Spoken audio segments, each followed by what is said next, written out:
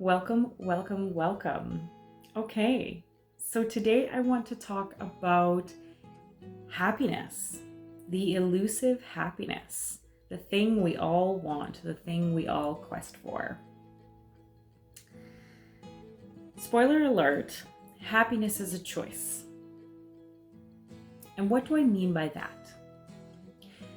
What I mean to say is that a huge portion of us, myself included, especially prior to all this, we are victims of our circumstance. So what I mean by that is if your family is happy, you are happy. If your family is struggling, you are struggling. If your boss is good, your job is good. If your boss is bad, your job is bad. And examples like that. And those things seem logical. You know, if I've got a bad boss, how am I going to have a good job? It makes sense. But what I'm here to tell you is to be a little bit in your face and tell you that truly happiness is a choice. That you can choose to be happy with that job, or at least be neutral with that job, as opposed to angry, unhappy, unsettled every day. And this really became applicable for me when, of course, as we all know, if you've been listening along, that became really applicable for me when I got cancer. You know, it was a choice. And I started out very much the victim of my circumstance, which is appropriate. It's appropriate to feel sad and hurt and emotional when we need to be sad, hurt, and emotional. And if you've been listening along with me for a while, then you know that that it is important to feel into those emotions of discomfort. However, once I sat in it for, I think, a month, to be honest, you know, just so upset and hurt. And, you know, I remember it. I remember it was something like the 17th needle that week, and a woman called me back and she said, "We didn't get your blood test, you need to come back." And I have never screamed at a steering wheel so loud in my life. I wailed. I fell apart. And it was at that moment that I realized, once I started to feel some of that extreme pain pass, that I realized sitting there in my car that I had a choice. Two choices. I could continue to be here for the next year because it's going to happen anyway. Or I can choose happiness. And metaphorically speaking, I recall kicking off of what felt like the bottom of a pool and rising to the surface. And after that, people started telling me, you know, "Oh, you're so strong, you know, you're so powerful," and those sorts of things. And you know, I love the compliments and I appreciated them so deeply.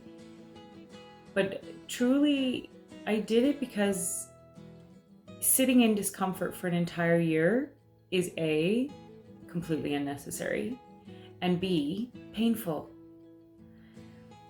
So how does this transmute to you? Think about your everyday. You know, you think about a typical day at work, or a typical day with your family, or a typical day with friends. And think about how many times you are sitting in discomfort, how many times you are upset. You know, how many days are just terrible days.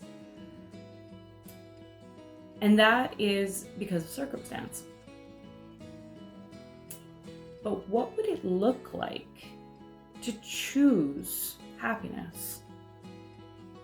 How could your experience of life be more enjoyable. And a good portion of us, we identify with our victimhood and we identify with our circumstance. And it gives us this sense of power. I am strong because I've been through all this. I am strong because I don't care what the world thinks. Screw them. But I'm sorry to tell you, but if you are that person, you are sitting in your own shit every day in and day out, and you've made that choice to sit in your own shit day in and day out. And I know that's hard to hear, but man, what if you could make a different choice? What if you could choose happiness? What would that look like? No, you would no longer be the martyr, the battler, the fighter, and you would no longer have that identity. And yeah, that took a little bit for me to release, because I wanted the victim cuddles, I call them victim cuddles, like, oh, I'm so sad I have cancer, take care of me and all of those sorts of things. I wanted that because who doesn't? But because I just fought for normalcy, I fought for happiness, I chose it every day, I didn't get the casseroles. Well, the pandemic didn't help. But, for the most part, at the very beginning, I had tons, don't get me wrong, I was lots of love. But, I was so okay that everybody kind of stopped, and that was hard at first. It really was, because I had this option of these victim cuddles that I could have gotten over and over and over again, and all I had to do was tell people how terrible my life is. But where would that have gotten me? That's what I'm asking you. You identify with your victimhood, and you get all these great little warm fuzzy victim cuddles. But it means you have to continually sit in your own shit. So for 5 minutes of glory, you need to sit in 24 hours of shit. It doesn't make sense, does it? And yet our society is trained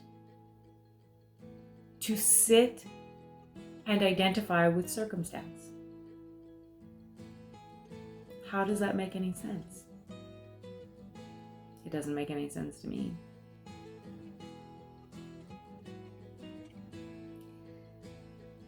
And again, I asked you, what would it look like if you chose happiness?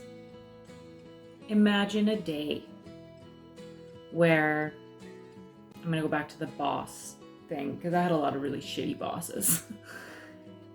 But imagine a day where your boss was, really in your face. And instead of following him down that rabbit hole, oh, that he's such an asshole, and, he's such a micromanager and all of these things. Rather than thinking that way, if you thought to yourself, well, that's his experience of the world. Can you tell I'm talking about somebody I know? That's his experience of the world. That's his context. That's what he knows. And, you can choose whatever fits for you. It can be pity, it can be neutrality, it can be whatever. But you can just say to yourself, that's him. That's his experience. I'm choosing a different experience. And you just go on with your day. You go on with your day within your context box of your reality. Imagine how different that day could be if you came home from work, not a victim of your circumstance, but instead the superhero of your own day. How you could show up for your family, how you could show up for your friends with an open heart. I just think it's beautiful. Absolutely beautiful, this idea of choosing happiness. And it wasn't one that we were taught, was it? When we were kids, when we were really young kids, and we bumped our heads, our parents didn't make a big deal out of it, so we didn't make a big deal out of it. You know, my little nephew now, you know, he bumped his head on the coffee table the other day, and we were just like, "Oh, you okay? You good?" And he's just like, their voices are all high. Everything's good. And when we're older and, you know, fall off our bikes, our parents make a huge deal out of it. So what do? We make a huge deal out of it. And then we get all these victim cuddles from our parents. You know, all the, "Oh, I'll get you ice cream," and, you know, "I'm sorry you fell off your bike," and all of those sorts of things. So we learn that the rougher we show up, the quicker we'll get the ice cream. I'm sure you can see that in your kids, nieces, nephews, sisters, brothers now. And I think it's a broken model. I really do. Because as we know in movies, you know, if an actor plays the sad part long enough, that actor can become depressed. We've seen this. You know, we've lost people because of this. Because they're playing a part. And then it becomes their reality. And I'm asking you, and I'm telling you, don't create that reality for yourself. Just so that you can play the part, just so that you can get those victim cuddles. So how do we do this? That's a good question. There's multiple different ways. I myself really enjoy the context box way. So thinking to myself, you know, that's that person's context box, this is my context box. And what do I mean by context box? I mean my understanding of the world. So I'm able to separate myself from somebody having a different day. And that fits for me. Another way that you might do it would be a pattern interrupt, and that would be just to simply say to yourself, stop it. You know, stop this. Stop falling down this emotion. This is unnecessary. And I mean, of course, ask yourself first, you know, is this an emotion that needs to be felt into? And if you feel expansive at the idea of feeling into that emotion, then do. You know, it's important that you find that balance between choosing happiness and spiritual bypassing. If you're consistently spiritual bypassing by choosing happiness, then you never feel, you'll never move. You'll get stuck. So, you know, ask yourself, what is this? Is this petty? Is this something small, like I'm upset with my micromanaging boss? Or, you know, is this cancer? And do I need to feel into this for a month? You know, and your context is going to be different, right? For me, petty boss, cancer, that's applicable for me. For you, it's going to be different, you know, and do know that you don't have to compare everything to, you know, the starving kids in Africa or cancer. You can compare it to something real in your own lives. It's viable and valuable also. However, okay, so I digress. So moving on to other ways that you can choose happiness throughout the day. So if there is something going on and you're just stuck in a funk, it is amazing what a beautiful piece of music will do, or what listening to comedy will do, or a movie, or a bath, or whatever. And that's what we call self-care. It's important, if you're in a funk, to find something that fits for you that's self-care. Now for me, that would be described as things like burning incense, chiming my sound bowls. It would be doing a little yoga, doing a meditation, which is easier said than done when you're in a funk, let me tell you. It might be a walk. That also really works well for me. Lately, that's been my go-to. For you, it could be completely different. But find something that helps you to come out of your funk. And know that when you're in that funk, you're not going to want to do it, but you're going to be happy that you did. Okay? So that's another way that you can choose happiness. And throughout all of my cancer, what really worked for me, this is the golden ticket, you guys, is finding gratitude. And gratitude is like a muscle. You know, it takes a while to exercise it and to get good at it. But I would think to myself, oh, I feel terrible from this chemotherapy. This is so terrible. But you know what's worse than chemotherapy? Cancer. So I'm grateful to the chemotherapy.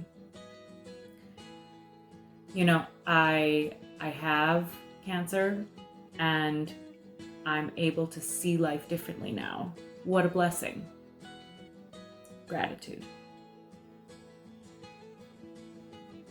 I have seen more love and giving than I've ever understood in my entire life.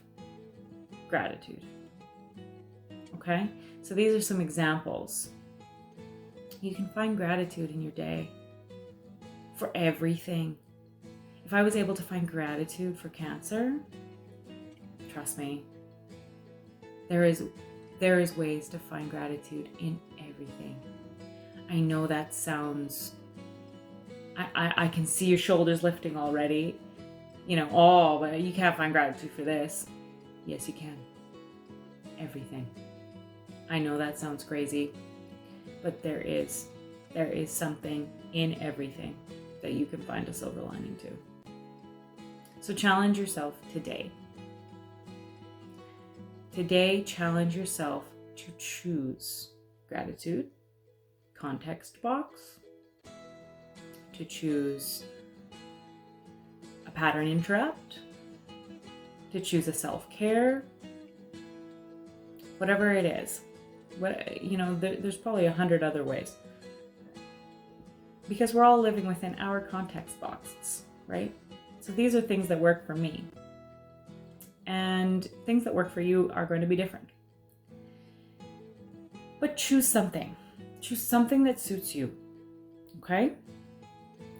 Don't sit in your own shit day in and day out just so that you can get 5 minutes of victim cuddles. I beg you. I know it sounds so nice. And it's warm and it's fuzzy and I get it. I get it because I know it. But just think about, is the juice worth the squeeze? Because in my experience, it isn't. There's a lot more pain than it's worth. So I hope I have shook something in you today and helped you to reframe and see things a little bit differently. And I hope that you go out today and you choose happiness.